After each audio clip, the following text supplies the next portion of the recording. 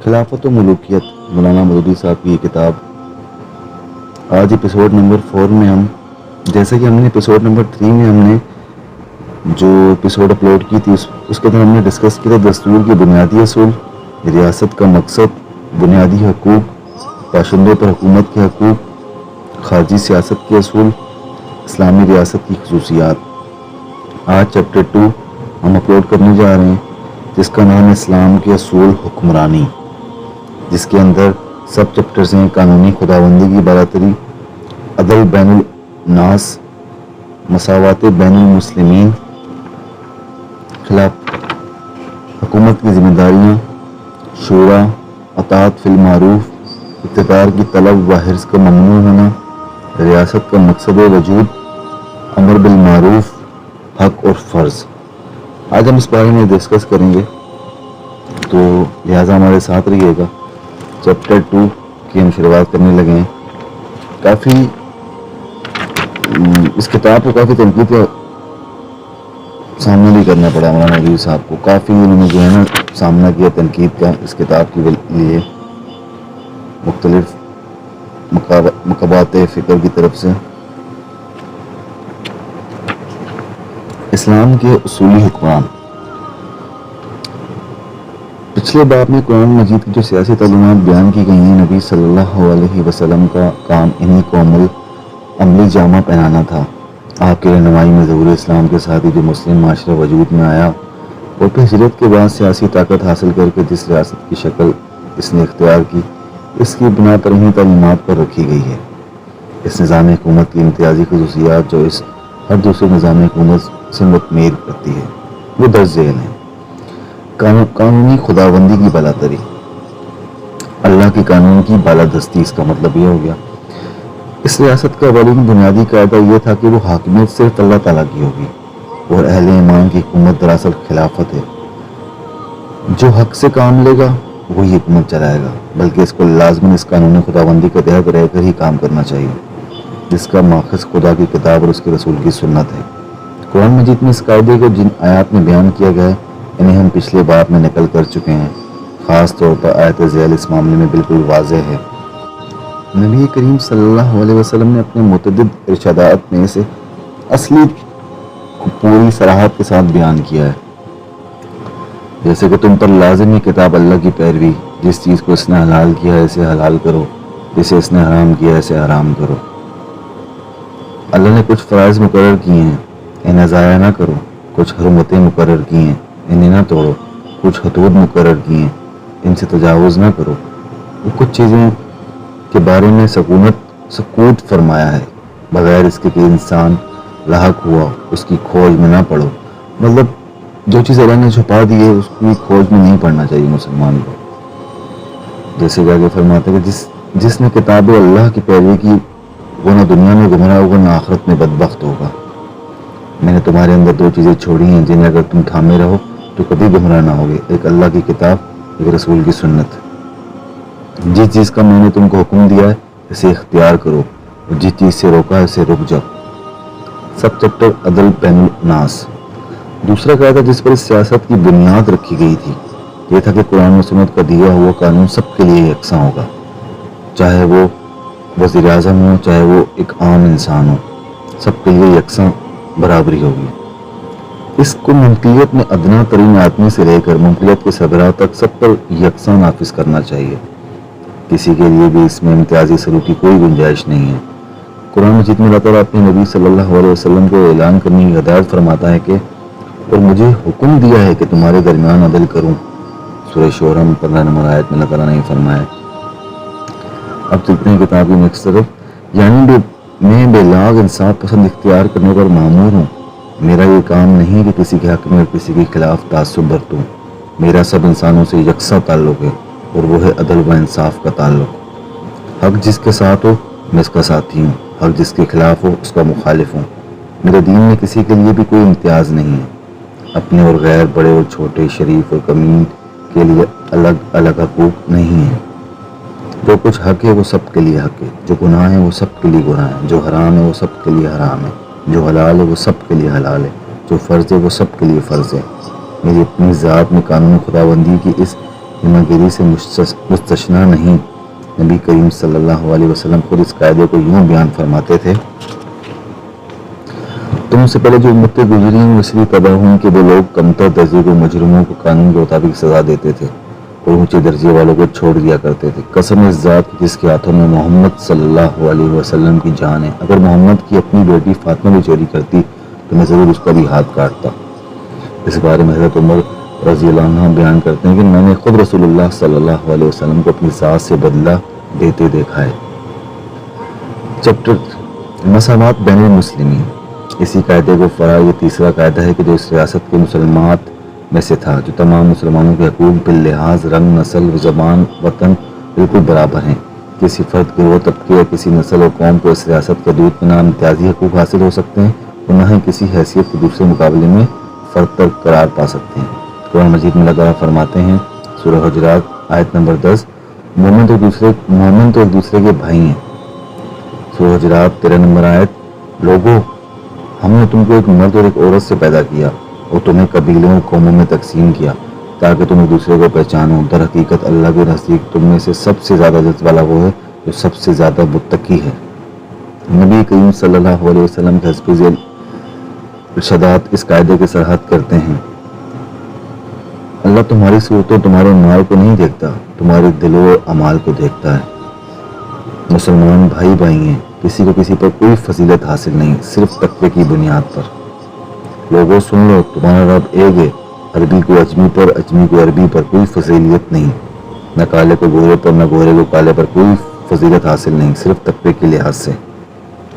جس نے شہادت دی کہ اللہ تعالیٰ اللہ کے سوا کوئی خدا نہیں اور ہمارے قبیلے کی طرف رخ کیا اور ہماری طرح نماز پڑھی اور ہمارا ذبیحہ کھایا، وہ مسلمان ہے۔ اس کے حقوق وہی جو مسلمان کے حقوق ہیں، اس پر فرائض وہی جو مسلمان کے فرائض ہیں۔ حدیث نبی: مومنوں کے خون ایک دوسرے کے لیے برابر ہیں اور دوسرے کے مقابلے میں ہیں۔ مومنوں کے خون ایک دوسرے کے لیے برابر ہیں، وہ دوسروں کے مقابلے میں ایک ہیں اور اس کے ایک ادنا بھی ان کی طرف سے ذمہ لے سکتا ہے۔ مسلمانوں پر جزیہ عائد نہیں کیا جا سکتا۔ سب چیپٹر حکومت کی ذمہ داری کا جواب دہی۔ چوتھا اہم قاعدہ جس پر یہ ریاست قائم ہوئی تھی یہ تھا کہ حکومت اور اس کے اختیارات اور اموال خدا اور مسلمانوں کی امانت ہیں، جنہیں خدا ترس، ایماندار اور عادل لوگوں کو سپرد کیا جانا چاہیے۔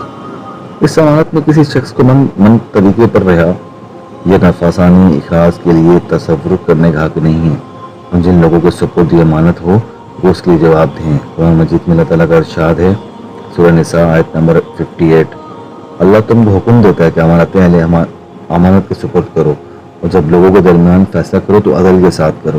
اللہ تمہیں اچھی نصیحت دیتا ہے، یقیناً اللہ سب کچھ سننے اور دیکھنے والا ہے۔ حدیث نبی ہے، خبردار رہو، تم میں سے ہر ایک دائی ہے اور ہر ایک اپنی رعیت کے بارے میں جواب دہ ہے۔ مسلمانوں کا سب سے بڑا سردار جو سب پر حکمراں ہو وہ بھی راعی ہے اور اپنی رعایت کے بارے میں جواب دہ ہے۔ کوئی حکمران جو مسلمان میں سے کسی رعایت کے معاملے میں سربراہ ہو اور اگر اس حالت میں مرے گی وہ اس کے ساتھ دھوکہ خیانت کرنے والا تھا تو اللہ اس پر جنت حرام کر دے گا۔ کوئی حاکم جو مسلمانوں کی حکومت کا کوئی منصب سنبھالے پھر اس کی ذمہ داریاں ادا کرنے کے لیے جان نہ لڑائے، خلوص کے ساتھ کام نہ کرے، وہ مسلمانوں کے ساتھ جنت میں داخل نہیں ہوگا۔ نبی کریم صلی اللہ علیہ وسلم نے حضرت ابو ذر سے فرمایا: اے ابو ذر، تم کمزور آدمی ہو اور حکومت کا منصب ایک امانت ہے۔ قیامت کے روز وہ رسوائی و ندامت کا موجب ہوگا سوائے اس شخص کے جو اس کے حق کا پورا لحاظ کرے اور جو ذمہ داری کے ساتھ اس پر عائد ہوئی ہیں اسے ٹھیک ٹھیک ادا کرے۔ کسی حاکم کا اپنی رعایت میں تجارت کرنا بدترین خیانت ہے۔ جو شخص ہماری حکومت کے کسی منصب پر ہوا، اگر بیوی نہ رکھتا ہو تو شادی کر لے، اگر خادم نہ رکھتا ہو تو ایک خادم حاصل کر لے، اگر گھر نہ رکھتا ہو تو ایک گھر لے لے، ایک سواری نہ رکھتا ہو تو ایک سواری لے لے۔ اس سے آگے جو شخص قدم بڑھاتا ہے وہ خائن ہے، وہ چور ہے۔ حضرت ابو بکر صدیق رضی اللہ عنہ فرماتے ہیں، جو شخص حکمران ہو اس کا سب سے بھاری حساب دینا ہوگا، وہ سب سے زیادہ سخت عذاب خطرے میں مبتلا ہوگا، اور جو حکمران نہ ہو اس کا ہلکا عذاب دینا ہوگا، اور اس کے لیے ہلکی عذاب کا خطرہ ہے کیونکہ حکام کے لیے سب سے بڑھ کر اس بات کا مواقع ہے اس کے ہاتھوں مسلمانوں پر ظلم ہوا، اور جو مسلمانوں پر ظلم کرے خدا سے غداری کرتا ہے۔ حضرت عمر فرماتے ہیں کہ دریا فرات کے کنارے ایک بکری کا بچہ بھی اگر ضائع ہو جائے تو مجھے ڈر لگتا ہے کہ اللہ مجھ سے باس پرس کرے گا، مطلب سوال کرے گا۔ سب چیپٹر شورا۔ اس ریاست کا 5واں اہم قاعدہ یہ تھا کہ سربراہ ریاست مسلمانوں کے مشورے اور اس کی رضامندی سے مقرر ہونے چاہیے اور اسے حکومت کا نظام بھی مشورے سے چلانا چاہیے۔ قرآن مجید میں ارشاد ہوا، سورہ شورا آیت نمبر 38، اور مسلمانوں کے معاملات باہمی مشورے سے چلتے ہیں۔ آل عمران 159، اور اے نبی ان سے معاملات میں مشاورت کرو۔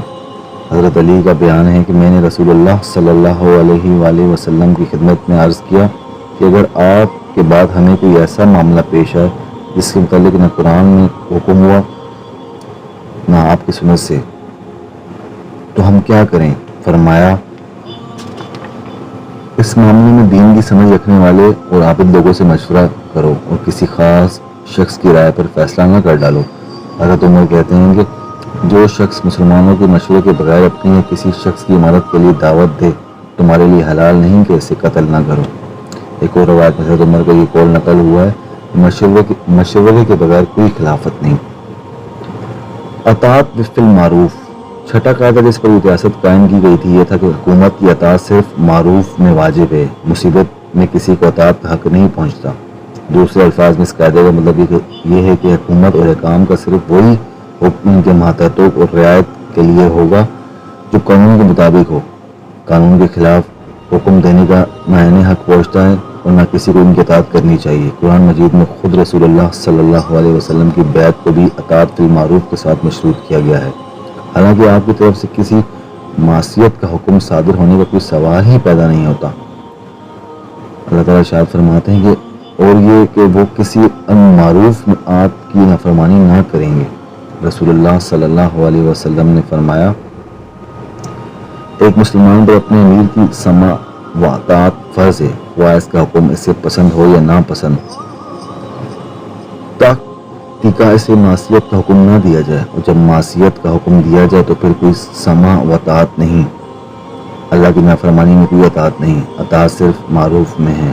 یہ مضمون نبی کریم صلی اللہ علیہ وسلم بکثرت ارشاد میں مختلف طریقوں سے نقل ہوا ہے۔ کہیں آپ نے فرمایا جو اللہ کی نافرمانی کرے اس کے لیے کوئی اطاعت نہیں، کہیں فرمایا خالق کی نافرمانی میں کسی مخلوق کے لیے کوئی اطاعت نہیں، کہیں فرمایا جو اللہ کی اطاعت نہ کرے اس کے لیے کوئی اطاعت نہیں، کہیں فرمایا اے کام میں سے جو کوئی تمہیں کسی معصیت کا حکم دے اس کی اطاعت نہ کرو۔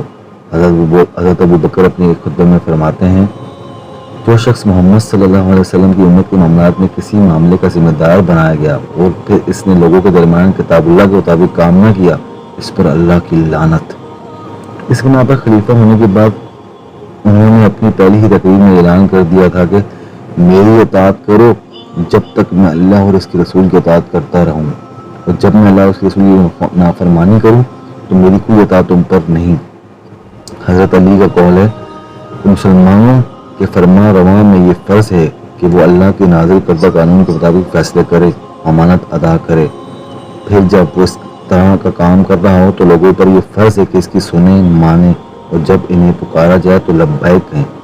ایک مرتبہ حضرت علی نے اپنے خطبے میں اعلان فرمایا، میں اللہ کا فرما برداری کرتے ہوئے تم پر جو حکم دوں اس کی اطاعت تم پر فرض ہے، خواہ وہ حکم تمہیں پسند ہو یا ناپسند، اور جو حکم میں تمہیں اللہ کی نافرمانی کرتے ہوئے دوں تو معصیت میں کسی کے لیے اطاعت نہیں، اطاعت صرف معروف میں ہے، اطاعت صرف معروف میں ہے، اطاعت صرف معروف میں ہے۔ اقتدار کی طلب و حرص کا ممنوع ہونا۔ یہ قاعدہ بھی اس ریاست کے قواعد میں سے تھا کہ حکومت کے ذمہ دارانہ مناصب کے لیے عموماً اور خلافت کے لیے خصوصاً وہ لوگ سب سے زیادہ غیر موضوع ہیں جو خود عہدہ حاصل کرنے کے طلب ہوں، اس کے لیے کوشش کریں۔ قرآن مجید میں اللہ تعالیٰ فرماتا ہے، وہ آخرت کا گھر ہم ان لوگوں کو دیں گے جو زمین میں نہ اپنی بڑائی کی طالب ہوتے ہیں نہ فساد برپا کرتے ہیں۔ نبی کریم صلی اللہ علیہ وسلم نے فرمایا، باخدا ہم اپنی حکومت کا منصب کسی ایسے شخص کو نہیں دیتے جو اس کا طلب ہو یا اس کی حرص رکھتا ہو۔ تم میں سے سب سے بڑھ کر خائن ہمارے نزدیک وہ ہے جو اسے خود طلب کرے۔ ہم اپنی حکومت میں کسی ایسے شخص کو حامل نہیں بناتے جو اس کی خواہش کرے۔ عبد الرحمن بن سمرہ سے حضور نے فرمایا، اے عبد الرحمن بن سمرہ، امارت کی درخواست نہ کرو، کیونکہ اگر وہ تمہیں مانگنے پر دی گئی تو خدا کی طرف سے تم کو اسی کے حوالے کر دیا جائے گا، اور اگر وہ تمہیں بے مانگی ملی ہے تو خدا کی طرف سے تم کو اس کا حق ادا کرنے میں مدد دی جائے گی۔ ریاست کا مقصد وجود۔ اس ریاست میں حکمران اور اس کی حکومت کا اولین فریضہ یہ قرار دیا گیا تھا کہ وہ اسلامی نظام میں زندگی کو کسی رد و بدل کے بغیر جوں کہ تو قائم کرے اور اسلام کے معیار اخلاق کے مطابق بھلائیوں کو فروغ دے اور برائیوں کو مٹائے۔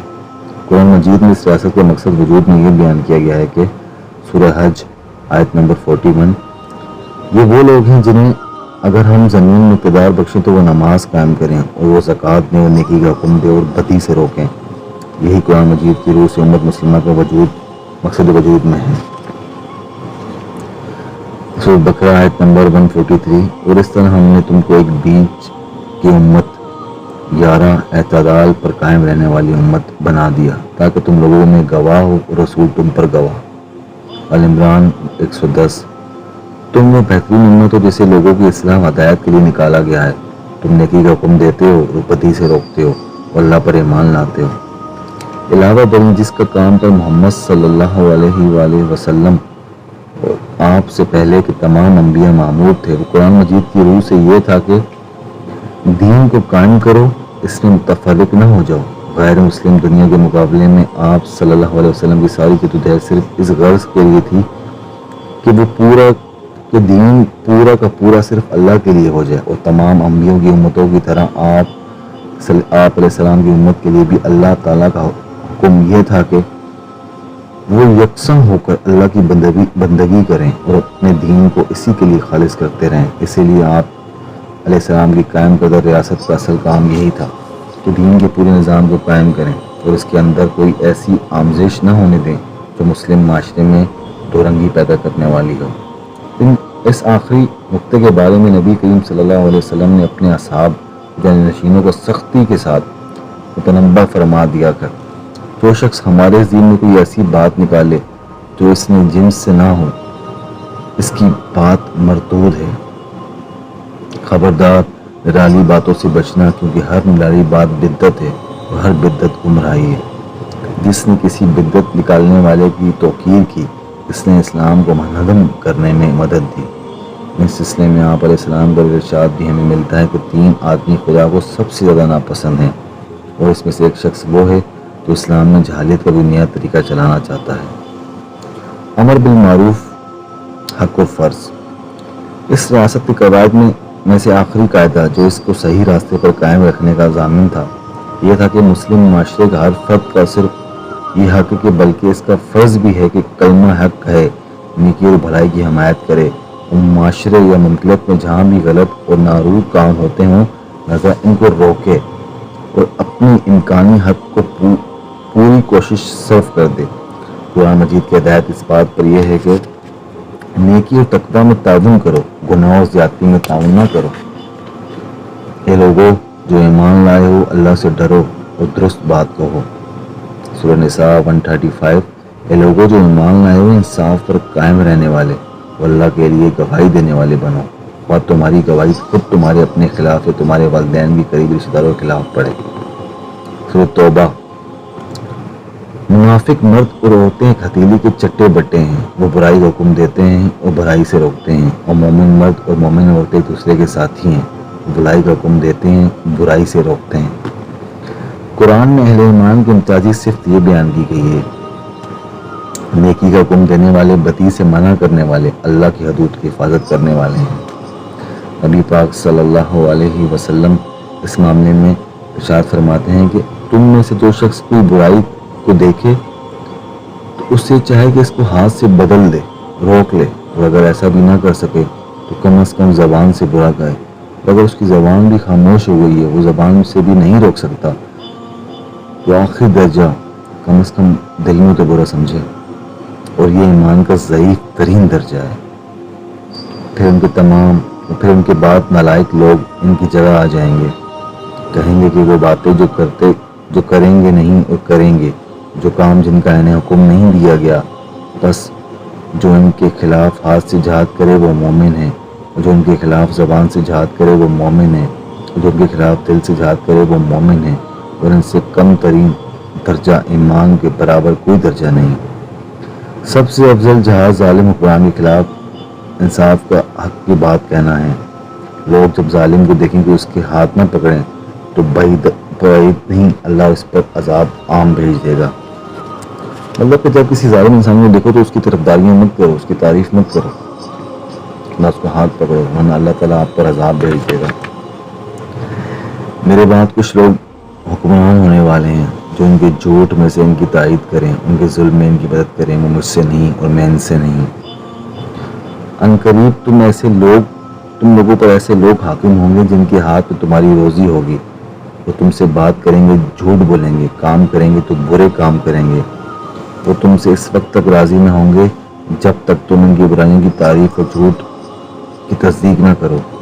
بس تم ان کے سامنے حق و پیش کرو، ہمیشہ حق پیش کرو جب تک وہ اسے گوارا نہ کریں۔ پھر اگر وہ اس سے تجاوز کرے تو اس شخص اس پر قتل کیا جائے وہ شہید ہے۔ جس نے کسی حاکم کو راضی کرنے کے لیے جو وہ بات کی جو اس نے رب کو ناراض کر دے وہ اللہ کے دین سے نکل گیا۔ یہ تھا اس کا چیپٹر نمبر 2۔ بہت شکریہ۔ نیکسٹ ایپیسوڈ کے لیے ایپیسوڈ نمبر 5 ہمارے ساتھ جڑے رہیے گا، اور اگر ہو سکے تو اس چینل کو سبسکرائب کر لیے گا۔